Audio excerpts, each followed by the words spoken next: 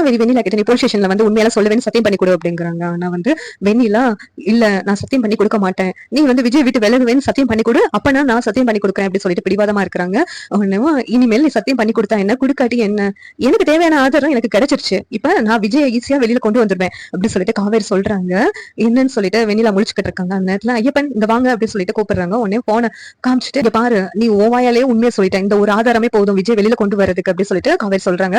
உடனே வெண்ணிலா நீ வந்து எனக்கு நம்ப வச்சு துரோகம் பண்ணிட்ட அப்படின்னு சொல்லிட்டு சொல்லிக்கிட்டு இருக்காங்க. உடனே காவேரி நான் பண்ணல துரோகம், நீ தான் விஜய நம்ப வச்சு துரோகம் பண்ணிருக்க, விஜய் மேல வீணா பழி சுமத்தி போலீஸ் ஸ்டேஷன்ல வச்சிருக்க, எல்லாமே நீ பண்ண துரோகம் தான் அப்படின்னு சொல்லிட்டு காவேரி சொல்லிக்கிட்டு இருக்காங்க. அந்த இடத்துக்கு வராங்க, வேகமா போன பிடிங்கி எரிய போறாங்க. ஆனா காவேரி அதை பிடிங்கி ஐயப்பன் கிட்ட கொடுத்து இதை பத்திரமா வச்சுக்கோங்க ஐயப்பன் அப்படி சொல்லி கொடுக்குறாங்க. உடனே வெண்ணிலாவை பார்த்துட்டு ராகினி இங்க பாத்தீங்களா, இவ ஒரு தந்திரக்காரி, இவ பின்னாடி போகாதீங்க அப்படின்னு சொன்ன எல்லாம் கேட்டீங்களா, இப்ப பாத்தீங்களா உண்மையெல்லாம் உங்க வாயாலே சொல்ல வச்சுட்டா அப்படின்னு சொல்லிட்டு ராகினி சொல்றாங்க. ஆமாடி முள்ள முள்ளாலதானே எடுக்கணும், அதனாலதான் உங்க பாணியிலேயே உங்களுக்கு பதிலடி கொடுத்தேன் அப்படின்னு சொல்லிட்டு காவேரி சொல்றாங்க. உடனே வெண்ணிலா அழுதுகிட்டே எனக்கு என் விஜய் வேணும், என் விஜய என்கிட்ட கொடுக்குறேன்னு சொல்லிட்டு இப்படி ஏமாத்திட்டல நீ, உன்னை நான் சும்மாவே விட மாட்டேன் அப்படி சொல்லிட்டு சொல்றாங்க. அந்த இடத்த விட்டு காவேரி கிளம்பி போயிடுறாங்க. உடனே வெண்ணிலா என் விஜய் இல்லாம நான் உயிரோடவே இருக்க மாட்டேன் அப்படின்னு சொல்லிட்டு அழுகுறாங்க.